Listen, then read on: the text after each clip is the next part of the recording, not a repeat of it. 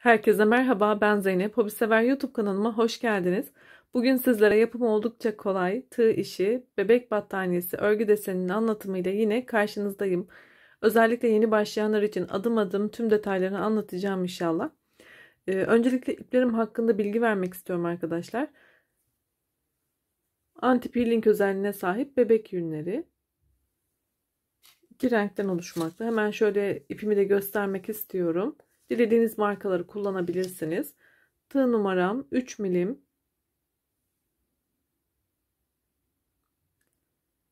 Evet, hemen desenimize de bakalım. Yapımı oldukça kolay ve güzel. Dilerseniz dikdörtgen şal olarak yapabilirsiniz. Etol olarak yapabilirsiniz. Farklı örgülerinize değerlendirebilirsiniz. Ya da kolay bebek battaniyesi olarak da değerlendirebilirsiniz. Dediğim gibi tüm aşamalarını sizlere adım adım anlatacağım. Şimdi hemen desen anlatımına başlayalım. Evet, bismillah diyelim ve başlayalım. Modelimize arkadaşlar zincir ile başlıyoruz.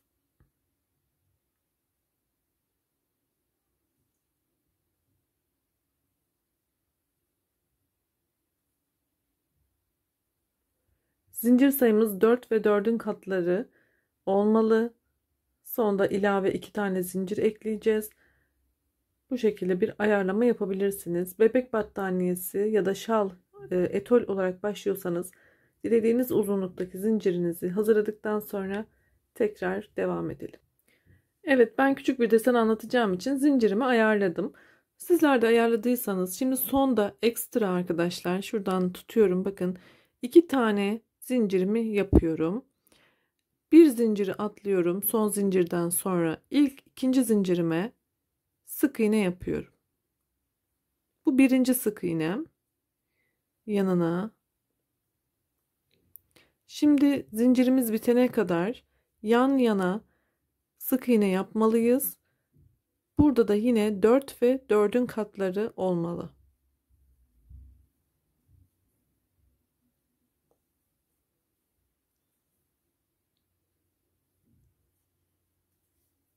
Evet, sona kadar sık iğne yaparak devam edelim. Evet, zincirim bitene kadar sona kadar sık iğnelerimi yaptım. Ben 32 tane sık iğne üstünde yapıyorum arkadaşlar, 4 ve katları şeklinde. Sizler de ayarlamanızı yapın. Son sık iğnemden sonra bir üst sıraya çıkarken 4 tane zincir yapıyorum ve döndürdüm. Burada farklı bir uygulama yapacağız. Şöyle bırakıp hemen sizlere anlatmak istiyorum. Bakın, buradaki zincirimin dibindeki ilk boşluktan başlayacağım. Şöyle göstermek istiyorum. Fakat sadece arka lobunu, yani tek kanadını alarak arkadaki lobuyla çalışacağız. Yani öndekilere ellemiyoruz. Sadece arka loblarını alarak o şekilde devam ettireceğiz. Hemen başlayalım dilerseniz. Üstüne 2 kere sarıyorum. İlk boşluğumun arka lobunu aldım. İlmeğimi çıkarttım. Sadece 2 tane ilmek çıkartıyorum ve toplamda 3 tane ilmeğim var. Üstüne aldım. Şimdi yandaki ilmeğin arka lobunu alıyorum yine. Uzattım. 2 tane çıkarttım. Toplamda 4 tane oldu. Üstüne aldım. Bir yana 2 tane çıkarttım. Toplamda 5 tane ilmeğim oldu. Devam ediyorum. Bir yana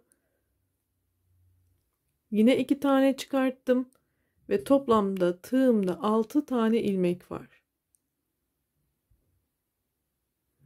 6 tane olduktan sonra bakın, sadece ilk 4'ünü çıkartacağım tığımdan. Şöyle tutarak yapıyorum görmeniz için. Şu an tığımda 3 tane ilmek bıraktım. Şimdi ikisini ve en son ikisini çıkartıyorum. Bu şekilde şeklimiz oluştu. Hemen şuradan da göstermek istiyorum. Şimdiki buradaki puflarımızı yapacağız. Fıstıklarımızı. Devam edelim. Bu boşluğum içerisine üstüne bir kere alıp buraya ipimi sarıyorum. 1 2 3 4. Benim için 4 kere sarmak yeterli. Dilerseniz daha da kalın yapabilirsiniz.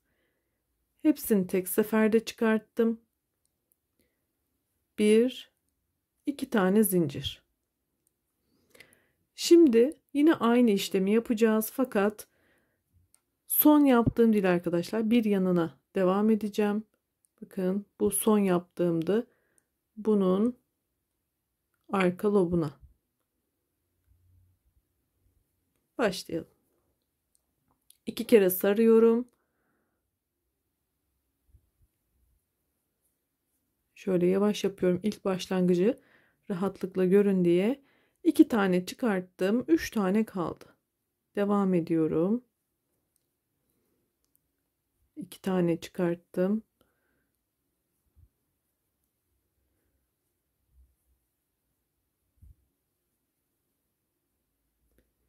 Toplamda yine 6 tane oldu. Önce 4 taneyi çıkartıyorum. 3 ilmeğim kaldı. Sonra 2 ve en son 2. Üstüne aldım. Şimdi burada 4 kere sarma işlemini yapalım. Hepsini tek seferde çıkartıyorum. 1 2 zincir. Şimdi devam ederken yine son değil, bir sonrakinden devam edeceğim. Hemen bir tane daha yapalım.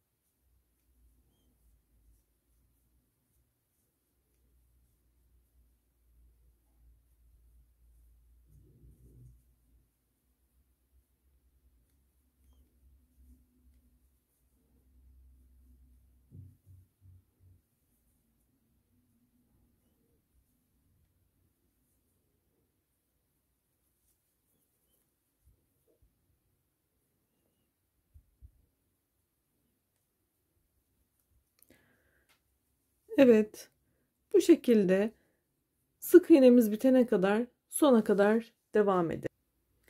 Evet, sona kadar ilerledim. Bu sonda 4 tane sık iğnem kaldı. Bitişi birlikte yapmak istedim arkadaşlar. Üstüne 2 kere sarıyorum. Yine aynı işlemi yapalım. Son bitirişi de göstereceğim.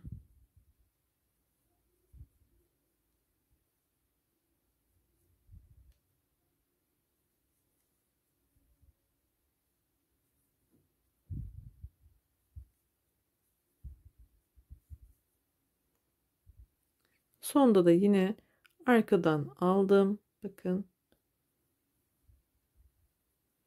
Şimdi 4 taneyi çıkartıyorum. 3 kaldı. 2 2 şeklinde bitirdim. Fıstığımı yapıyorum 4 kere sararak. Kapattım. 1 2 zincir yaptım. Üstüne aldım. Sonda da başlangıçta olduğu gibi bir kenar olması için buradan, yani önden alıyorum. Son buradaki sık iğneme batarak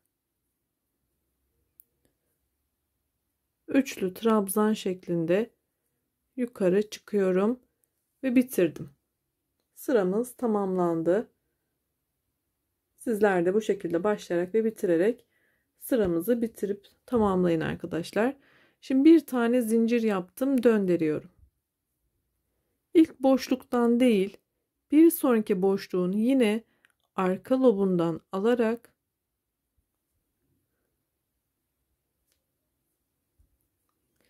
sık iğne yapıyorum.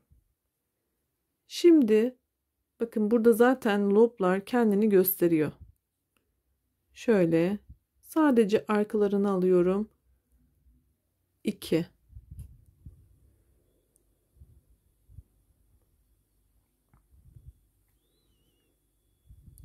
3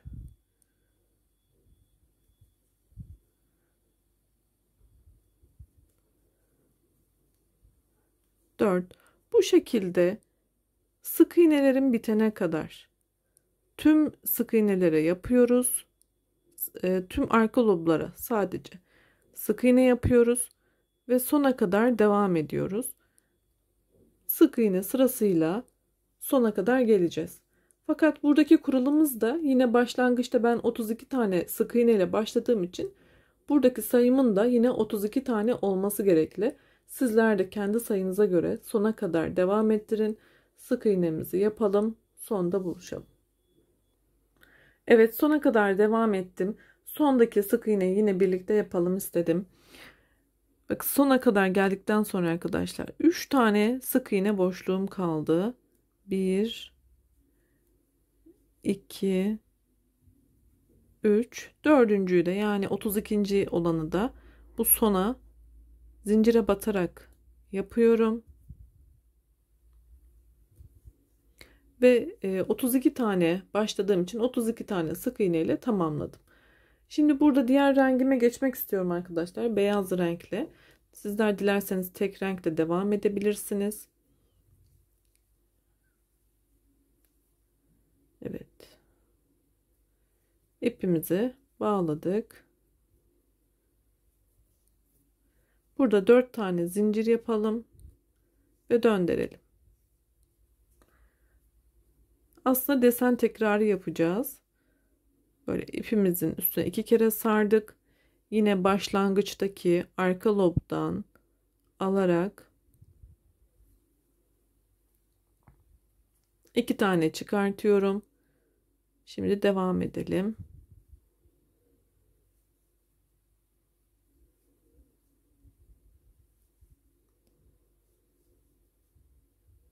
Altı tane ilmeğim olduğunda önce 4 taneyi çıkartıyorum. 3 kaldı. Tekrar 2 ve 2 şeklinde çıkarttım. Burada dikkat etmemiz gereken bu desenlerin üst üste denk gelmesi arkadaşlar. Sık iğne sayınızda eksiklik ya da fazlalık olursa kaymalar olabilir. Ona özen gösterirsiniz.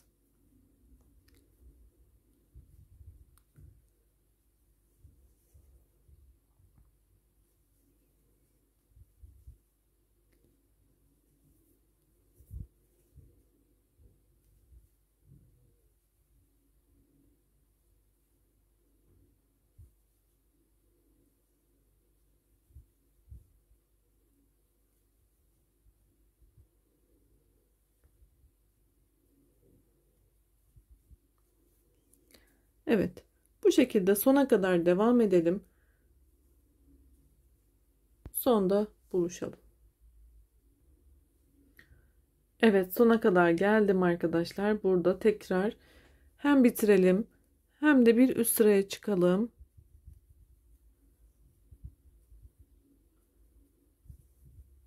Bu sonda biliyorsunuz hep arkadan alırken önden alıyoruz ve buranın daha düzgün muntazam olması için üçlü trabzanla sıramızı bitiriyoruz. Bir üst sıraya geçerken bir zincir döndürdük. Birinciyi atlıyorum, ikinciden başlayarak arka loblardan yine sık iğne yapıyorum. Başlangıç sayıma sadık kalacak şekilde sona kadar devam ettiriyorum. Desenimiz aslında oluştu. Sona kadar devam edelim. Bu diğer ipi yukarı çıkarma yöntemini de göstermek istiyorum yeni başlayanlar için. Sık iğne sıramı da tamamlayıp geliyorum. Evet, sona kadar geldim. Yine sonda zincirime batarak sık iğnemi tamamlarken bir sonraki kullanacağım rengi de üste alıyorum. Burada bunu bitirdikten sonra beyazla değil, diğer ipimle devam ediyorum. 4 zincir ve çevirdim. İpimizi de üste yükseltmeyi de anlatmış oldum. Artık desenimiz kendini tekrar ediyor arkadaşlar. Şöyle hemen sizlere tekrar göstermek istiyorum. Bakın, bir sonraki sıramızda yine farklı olan rengimle devam ettim. Aynı kurallara uyarsanız oldukça güzel ve kolay bir çalışma yaparsınız. Beni izlediğiniz için çok teşekkür ediyorum. Her iki rengi de güzel oldu. Dilediğiniz renklerde uygulayabilirsiniz. YouTube kanalıma abone olun lütfen. Abone olmak ücretsiz. Desteklerinizi benden esirgemezseniz çok memnun olurum. Şöyle arkasına da bakalım. Sağlıklı kalın. Hoşça kalın.